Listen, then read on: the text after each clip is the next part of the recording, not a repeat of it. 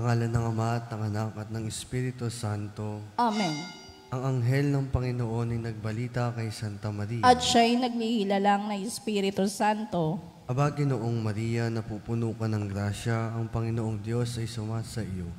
Bukod kang pinagpala sa babaeng lahat at pinagpala naman ng iyong anak na Jesus. Santa Maria, Ina ng Diyos, ipanalangin mo kaming makasalanan, ngayon at kung kami mamamatay. Amen.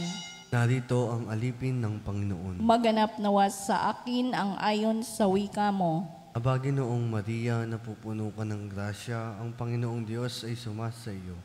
Bukod kang pinagpala sa babaeng lahat at pinagpala naman ng iyong anak na Santa Maria, Ina ng Diyos, ipanalangin mo kaming makasalanan, ngayon at kung kami mamamatay. Amen. At ang salita ay nagkatawang tao. At nakipamuhay sa atin. Aba, Ginoong Maria, napupuno ka ng grasya, ang Panginoong Diyos ay sumasa iyo.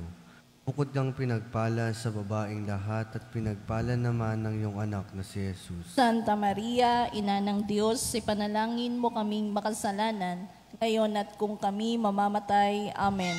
Ipanalangin mo kami, o Santang Ina ng Diyos, Nang kami maging dapat makinabang sa mga pangako ni Kristo. manalangin tayo. Panginoon naming Diyos, kasihan mo nawa ang aming mga kaluluwa sa iyong mahal na grasya, at niyamang dahilan sa pamamagitan ng anghel ay nakilala namin ang pagkakatawang tao ni Jesucristong anak mo. Pakundangan sa mahal na pasakit at pagkamatay niya sa krus, papakinabangan mo kami ng kanyang pagkabuhay na mag-uli sa kadakilaan sa langit, sa pamamagitan ni Jesucristong aming Panginoon. Amen. Iwalhati sa Ama at sa Anak at sa Espiritu Santo. Kapara ng unang-una, ngayon at magpakailanman, magpas sa walang hanggan. Amen. Sa ngalan ng Ama at ng Anak at ng Espiritu Santo. Amen.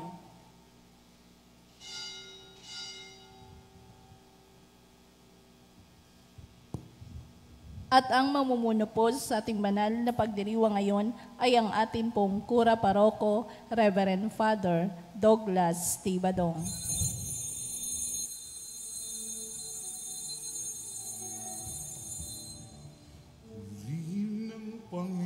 Panginoon, umawit ng kagalakan at tugtugin ng gitara at ang kaaya-ayang lira. Ipan ninyo ang trumpeta, kaya Panginoon dinggin, ang landas niya'y tahakin. Habang buhay ay purihin, ang ganda ang loob niya sa atin. Purihin ang Panginoon, umawit ng kagalakan, at tugtugin ang gitara at ang kaaya-ayang lira. Ipan ninyo ang trumpeta, ipan ng trumpeta.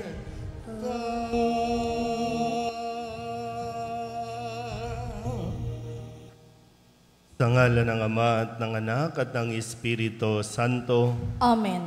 Ang pagpapala ng ating Panginoong Jesucristo, ang pag-ibig ng Diyos Ama at ang makikipagkaisa ng Espiritu Santo naway sumainyong lahat. At sumaiyo rin.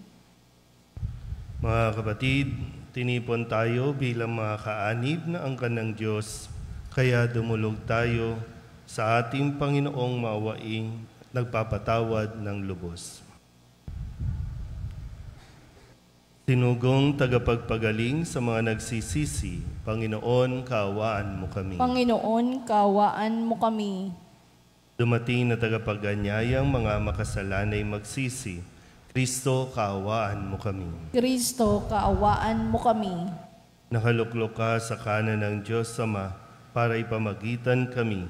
Panginoon, kaawaan mo kami. Panginoon, kaawaan mo kami. Kaawaan tayo ng makapangyarihang Diyos, patawarin tayo sa ating mga kasalanan at patnubayan tayo sa buhay na walang hanggan. Amen. Manalangin tayo. Ama naming makapangyarihan, kami iyong mga kinupkop ay niloob mong maging mga anak sa liwanag mong kaloob. Huwag mong ipahintulot na sa katiwalian kami ay masangkot.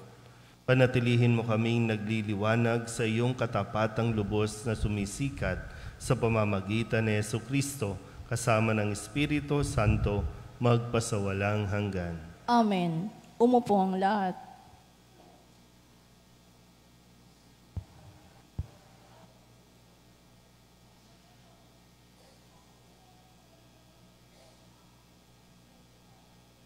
Pagbasa mula sa aklat ni Propeta Amos. Noong mga araw na iyon, si Amasias ang saserdote sa Betel ay nagsumbong kay Haring Jeroboam ng Israel. May binabalak laban sa inyo ang propetang si Amos, aniya. Dahil sa kasasalitan niya'y nagugulo ang bayan. Sinasabi niyang kayo'y mamamatay sa digmaan at dalhing bihag sa ibang lupain ang mga taga-Israel. Pagkatapos, hinarap naman ni Amasias si Amos, "Hulaan kang propeta, magbalik ka na sa Huda. Doon ka maghanap buhay sa pamamagitan ng iyong panghuhula. Huwag ka nang manghuhula rito sa Betel. Narito ang pambansang templo at dito sumasamba ang hari." Sumagot si Amos, "Hindi ako propeta, hindi ko ito hanap buhay. Ako'y pastol at nag-aalaga rin ng mga punong igos. Ngunit, inialis ako ng Panginoon sa gawaing iyon at inutusang magsalita para sa Kanya sa mga taga-Israel. Kaya pakinggan mo ang sinasabi ng Panginoon. Pinatitigil mo akong manghula laban sa Israel at mga inapo ni Isaac.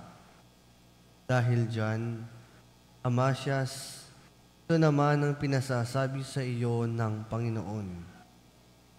Ang asawa mo'y magiging isang masamang babae sa lungsod at masasawi sa larangan ng digmaan ang mga anak mo. Paghahati-hatian ng iba ang iyong lupain at ikaw ay mamamatay sa bayang di kumikilala sa Panginoon. Ang mga taga-Israel ay dadalhing bihag sa ibang lupain." Ang salita ng Diyos. Salamat sa Diyos. Salmong tugunan ang atin pong itutugon.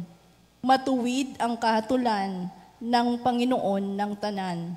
Tayo pong lahat. Matuwid ang kahatulan ng Panginoon ng tanan. Ang batas ng Panginoon ay batas na walang kulang. Ito'y utos na ang dulot sa tao ay bagong buhay. Yaong kanyang mga batas ay mapagtitiwalaan, nagbibigay ng talino sa pahat ng kaisipan. Matuwid ang kahatulan ng Panginoon ng tanan. Ang tuntuning ibinigay ng poon ay wastong utos. Liligaya ang sinuman kapag ito ang sinunod. Ito'y wagas at matuwid pagkat mula ito sa Diyos, pangunawa ng isipan, yaong bungang idudulot. Tugon. Matuwid ang kahatulan ng Panginoon ng tanan.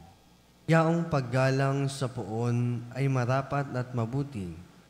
Isang banal na tungkulin na iiral na parati. Pati mga hatol niya'y matuwid na kahatulan.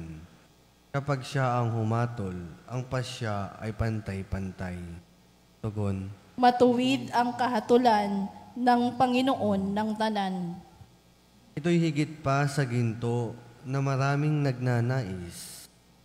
Higit pa sa gintong lantay na ang hangad ay makamit. Matamis pa kaysa pulot, sa pulot na sakdal tamis. Kahit anong pulot, ito na dalisay at malinis. tugon. Matuwid ang kahatulan ng Panginoon ng tanan. Tumayo ang lahat.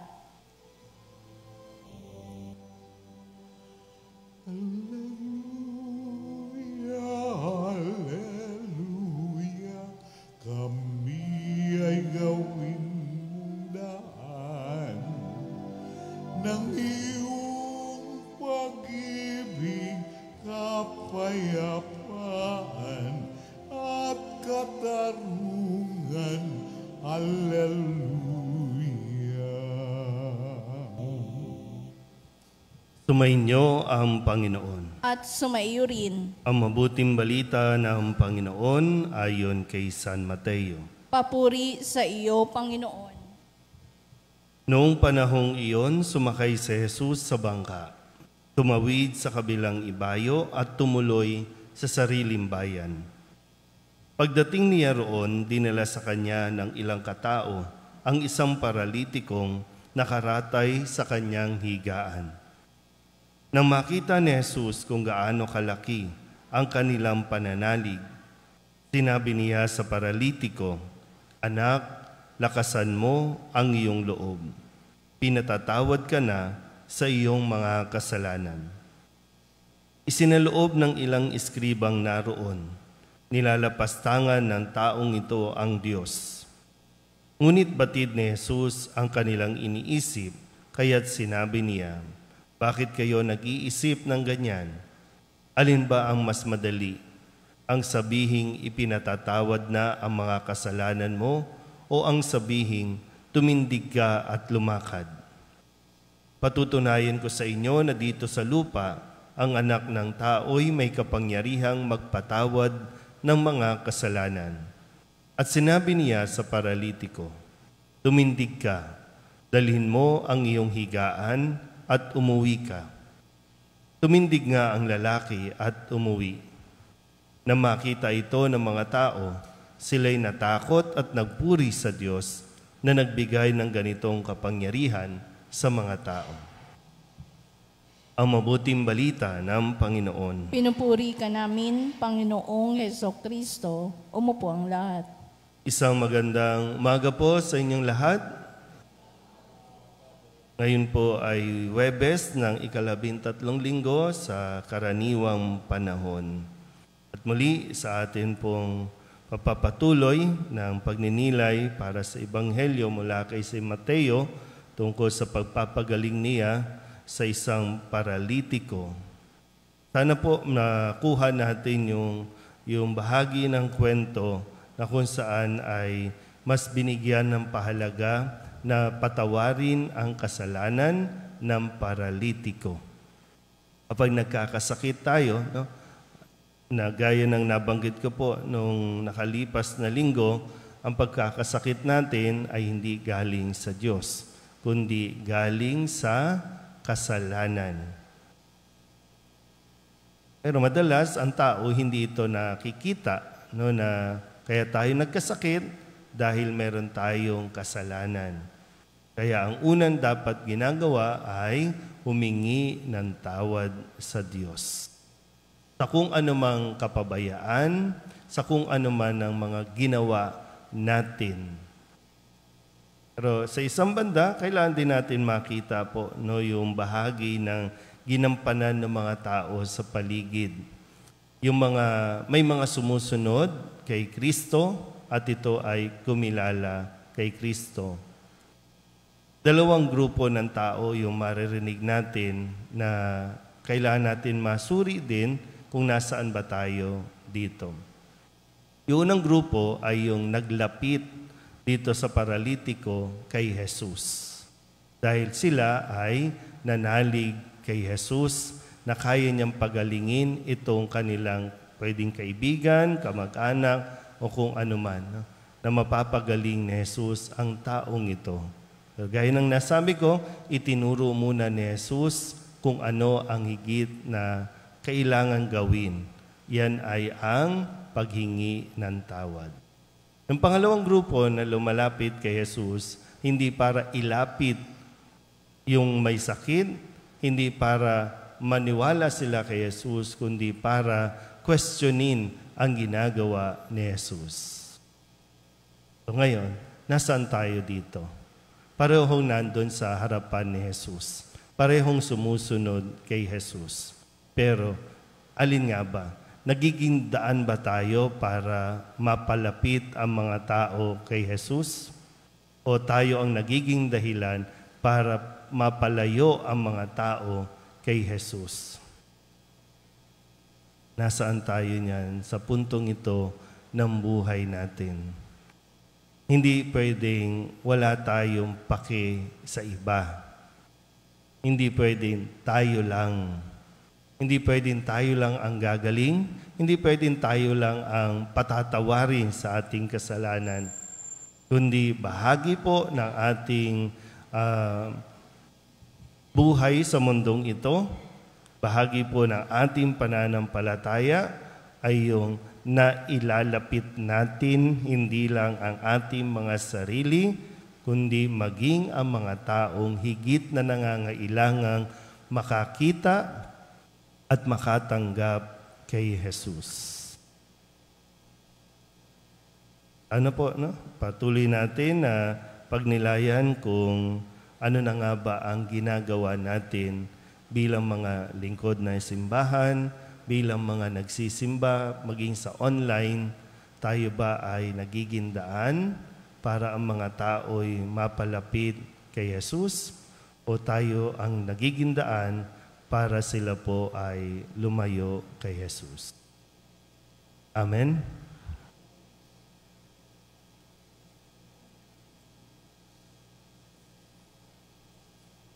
Taglay ang buong pananalig ng mga kaibigan ng Paralayto ko, dalhin natin sa Panginoon ang ating mga pangangailangan at ang mga dalamhati ng simbahan at ng mundo. Ang ating pong itutugon, Panginoon, palakasin at ibangon mo kami. Panginoon, palakasin at ibangon mo kami.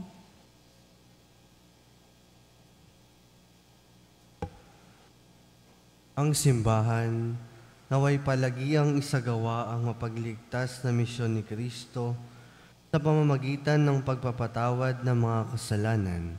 Manalangin tayo sa Panginoon. Panginoon, palakasin at ibangon mo kami.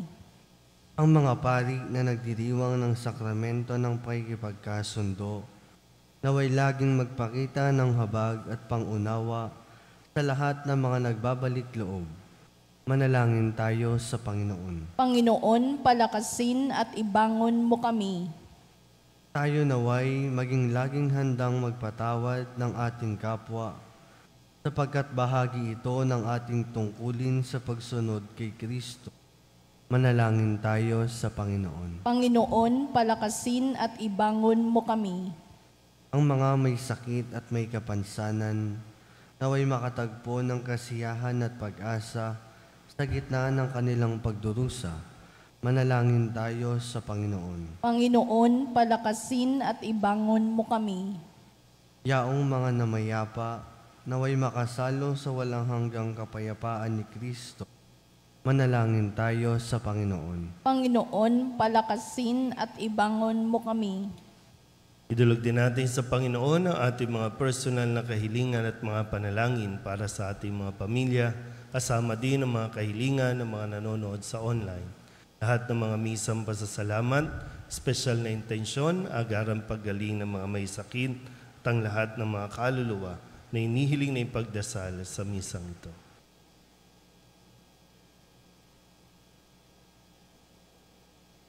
Ang lahat ng ito inihiling namin sa ngalan ni Kristo, aming Panginoon. Amen. Umupo ang lahat.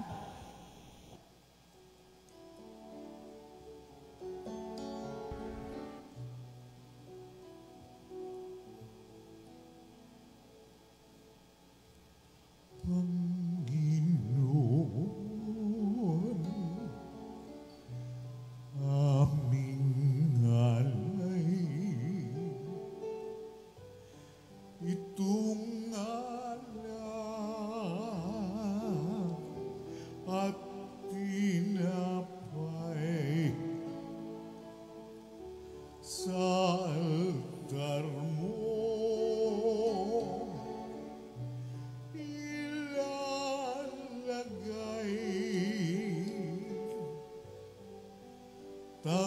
tanggapin sa iyong kamay. Manalangin kayo mga kapatid upang paghahain natin ang kalugdan ng Diyos sa mga makapangyarihan. Tanggapin nawa ng Panginoon itong paghahain sa iyong mga kamay, sa kapurihan niya at karangalan sa ating kapakinabangan at sa buong sambayanan niyang banal. Ama naming lumikha, kami iyong pinapagindapat gumanap sa pagdiriwang ng paghahain ng iyong pagliligtas. Ipagkaloob mo ang aming paglilingkod sa iyo ay gawing kalugod-lugod na mga alay na ito sa pamamagitan ni Jesucristo kasama ng Espiritu Santo magpasawalang hanggan. Amen. Sumainyo ang Panginoon. At sumaiyo rin. Itaas sa Diyos ang inyong puso at diwa. Itinaas na namin sa Panginoon. Pasalamatan natin ang Panginoong ating Diyos. Marapat na siya ay pasalamatan. Ama naming makapangyarihan, tunay ngang marapat na ikaw ay aming pasalamatan. Iginalugod mong likain ang sanlibutan na iyong pinagbabago at idinarangal sa pamamagitan ng iyong anak na kinalulugdan, kaya't utang na loob ng iyong mga itinatangi at ng mga banal na kapiling mong lagi ang iyong paggiliw at pagkakandili. Kaya kaysa ng mga anghel na nagsisiawit ng papuri sa iyo nang walang humpay sa kalangitan, kami nagbubunyi sa iyong kadakilaan.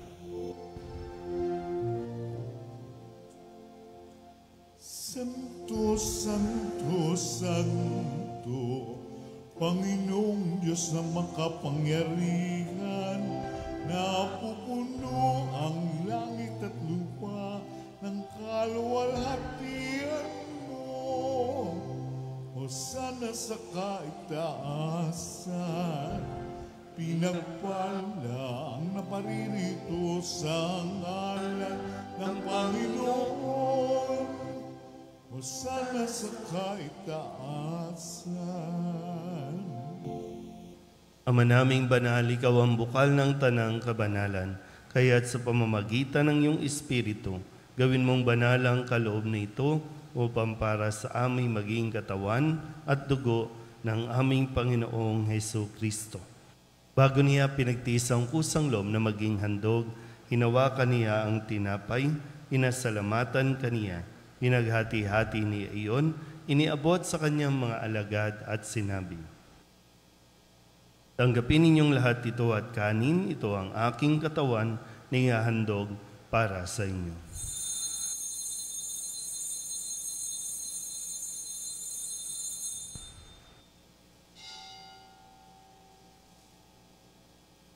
Hindi naman nang matapos ang hapunan, hinawakan niya ang kalis, muli kaniyang pinasalamatan. Iniabot niya ang kalis sa kanyang mga alagad at sinabi, tanggapin ninyong lahat ito at inumin. Ito ang kalis ng aking dugo, ng bago at walang hanggang tipan. Ang aking dugo na ibubuhos para sa inyo at para sa lahat, sa ikapagpapatawad ng mga kasalanan. Gawin ninyo ito sa pag-alaala sa akin.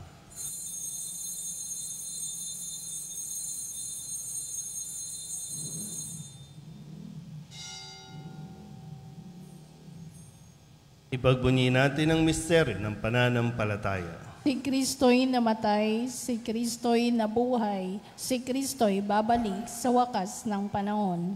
Ama, ginagawa namin ngayon ang pag-alaala sa pagkamatay at muling pagkabuhay ng iyong anak, kaya tiniaalay namin sa iyo ang tinapay na nagbibigay buhay at ang kalis na nagkakaloob ng kaligtasan. Kami napapasalamat dahil kami iyong minarapat na tumayo sa harap mo para maglingkod sa iyo. Isinasamo namin kami magsasalo-salo sa katawan at dugo ni Kristo ay mabuklod sa pagkakaisa sa pamamagitan ng Espiritu Santo. Ama, lingapin mo ang iyong simbahang laganap sa buong daigdig. Puspusin mo kami sa pag-ibig kaysa ni Francisco na aming Papa at ni Jose na aming Obispo at ng Tanang Kaparian. Alalahanin mo sina Renato at Rolando na tinawag mo mula sa daigdig na ito. Noong sila'y binyagan, sila'y nakaisa ni Kristo sa pagkamatay. Ngayong sila'y pumanaw, naway makaisa sila ni Kristo sa pagkabuhay. Alalahanin mo rin ang mga kapatid namin na himlay na may pag-asang sila'y muling mabubuhay, yayin din ang lahat ng mga pumanaw. Tawaan mo sila at patuloyin sa iyong kaliwanagan. Tawaan mo at pagindapating kaming lahat na makasalo sa iyong buhay na walang wakas. Kaysa ng mahal na Birhen Maria na ina ng Diyos, ng kabiyak ng puso niyang si San Jose, kaysa ng mga apostol at ng lahat ng mga banal na namuhay dito sa daigdig na kalugod-lugod sa iyo, may pagdiwang nawa namin ang papupuri sa ikararangal mo sa pamamagitan ng iyong anak na aming Panginoong Heso Kristo. Sa pamamagitan ni Kristo, kasama niya at sa Kanya, ang lahat ng parangal at papuri ay sa iyo, Diyos Amang makapangyarihan, kasama ng Espiritu Santo, magpasawalang hanggan. Amen. Amen. Amen.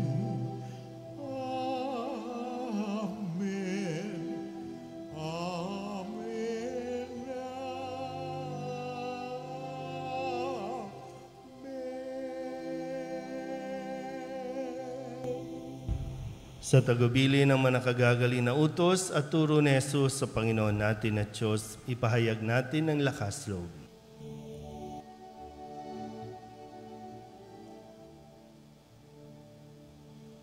Ama namin, sumasalangit ka, sambahin ang ngalan mo. Mapasamin ang kaharian mo, sundin ang loob mo, dito sa lupa para nang sa langit. Bigyan mo kami ngayon ng aming kakanin. Sa araw-araw at patawarin mo kami sa aming mga sala para ng pagpapatawad namin sa nagkakasala sa amin. At huwag mo kaming ipahintulot sa tukso, at iadya mo kami sa lahat ng masama. Hinihiling namin kami iadya sa lahat ng masama, pagkalooban ng kapayapaan araw-araw, iligtas sa kasalanan at ilayo sa lahat ng kapahamakan, samantalang aming pinananabikan ang dakilang araw ng pagpapahayag ng tagapagligtas naming si Jesucristo. Sapagkat iyo ang kaharian at ang kapangyarihan at ang kapurihan magpakailanman. Amen. Panginoong Jesucristo, sinabi mo sa iyong mga apostol, kapayapaan ang iniiwan ko sa inyo, ang aking kapayapaan ang binibigay ko sa inyo.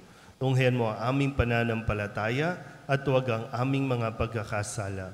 Pagkalooban mo kami ng kapayapaan at pagkakaisa ayon sa iyong kalooban, kasama ng Espiritu Santo, magpasawalang hanggan. Amen. Ang kapayapaan ng Panginoon ay laging sumainyo. At sumaiyo rin. Magbigayan po tayo ng kapayapaan sa isa't isa.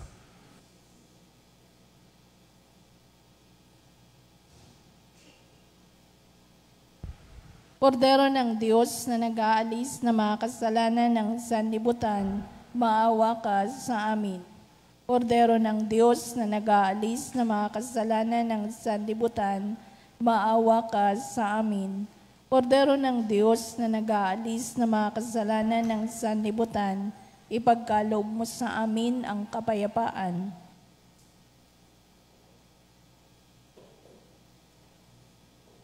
Ito ang kordero ng Diyos. Ito ang nag-aalis ng kasalanan ng sanlibutan. Mapalad ang mga inaanyayahan sa kanyang piging. Panginoon, hindi ako karapat-dapat na magpatuloy sa iyo, ngunit sa isang salita mo lamang ay gagaling na ako. katawan ni Kristo. Amen.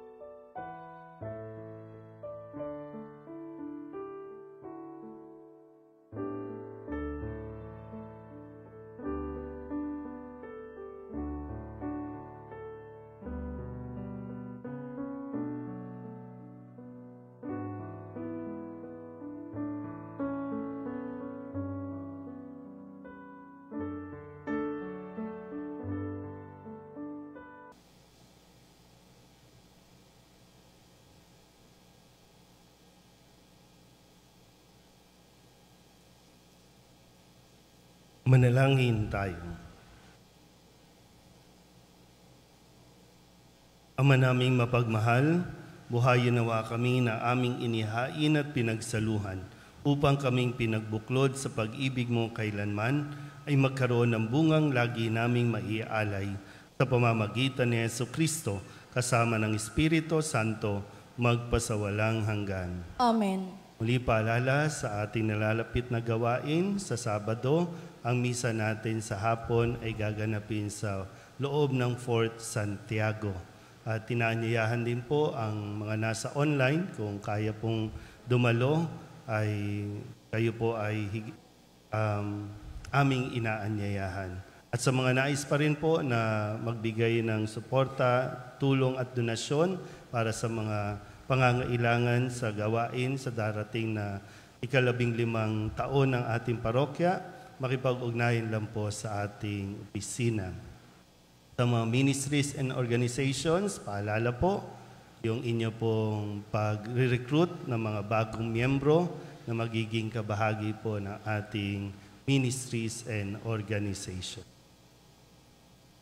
Sumainyo ang Panginoon At sumaiyo rin. at pagpalain kayo ng makapangyarihang Diyos, Ama at Anak at Espiritu Santo. Amen. Tapos ng banal na misa, humayo tayo sa kapayapaan ni Kristo. Salamat sa Diyos. Magandang umaga po. Morning, Father.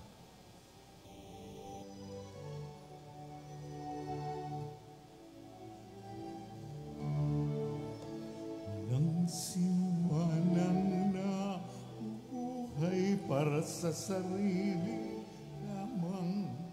Walang sinumanang na mamatay para sa sarili lamang. Tayong lahat ay may pananagutan sa isa't isa.